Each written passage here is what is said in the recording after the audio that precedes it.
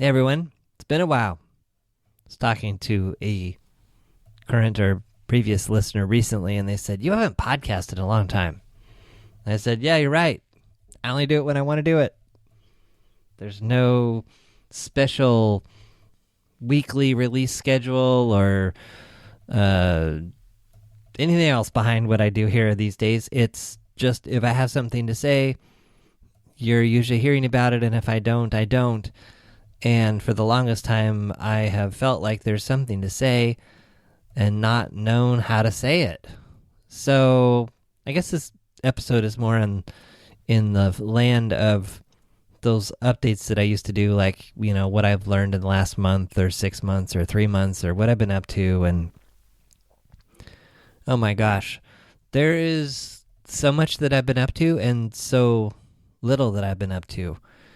And the last year and say 13 months has contained more learning and growth than I don't know how many years of my life that I've experienced. So I guess I've been learning a lot and not learning and just being, and there's no big bombshell here. I haven't changed professions or moved to a different state or anything that is overly earth-shattering. I guess it's just been a series of things that have happened in my life that I've participated in or fought or learned from, been with, you name it. So the idea behind this episode is it's not totally clear. And a special shout out to Lisa Mateo. She's going to be on soon, I know, for just kind of talking and throwing around some of the stuff the other day, which got me unstuck. So it was kind of in the land of when so many different things have happened, and some are profound and some are hard to describe, or some sound a little woo-woo or strange, or oh my gosh, has John lost his mind? It can be really hard to know where to start. It can be hard to know, is it time to talk about these things? Do I talk about these things? Anyway, so in the midst of all this, I came across this, but I think it's a pretty good book. It's called The High Five Habit by Mel Robbins. And it sounds a little cheesy. You high five yourself in the mirror each morning. And I've been playing around with it. Anyway, I heard her interviewed on a podcast. It so happened that the book was available as an ebook at my library. I had nothing to lose, so I checked it out and read it once, and I'm halfway through reading it again. And I thought this particular start to this chapter was so poignant and relates so well to what was going on for me, might be going on for you, and it keeps coming up over and over and over again in my client work. So it's from chapter 10. The title is, How About I Start? Tomorrow? When you are worried you might fail at something or afraid to start, you tell yourself, I'm not ready yet. It's not the right time. I mean, maybe it could be the right time, but it doesn't feel like the perfect time. You know what? I need a full block of time to do this, and I better not start since I don't have 2 hours. Maybe I'll just empty the dishwasher, do a little laundry, rearrange my desk. Oh, and push back my cuticles and take the schmutz out of my belly button before starting. I promise, I'm totally going to tackle this afternoon. No, tonight? Tomorrow? Next week? Next month? Next year? Maybe another load of laundry first. I think my eyebrows need waxing. This is the stuff that goes through my head, and maybe yours too. In this story below, you'll meet Eduardo. It's a great story, by the way. I recommend reading it. He's got a big dream like most of us. He's putting off his big dream because he's not quite ready, like most of us. He's going around and around in circles in his head.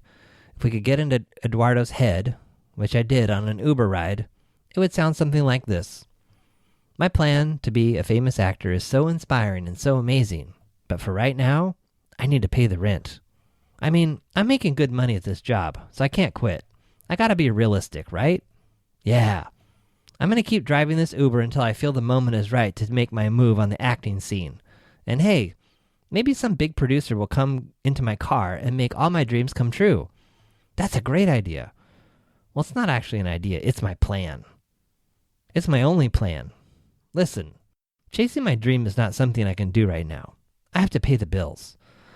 But I'm going to achieve my dream. You just wait. One day, I'm going to be absolutely famous. Just not today. Maybe next month, next year. It's not that I'm scared or anything. It's just not the right time. Besides, I've got another load of laundry to do. Procrastination and perfectionism are two of the deadliest dream killers. They aren't a high five energetically. They're a hell no. They slowly choke your ambitions to death until one day you wake up disappointed and resentful when you realize, I never even got started. First, let's get one thing straight. You're not a procrastinator or a perfectionist or an overthinker.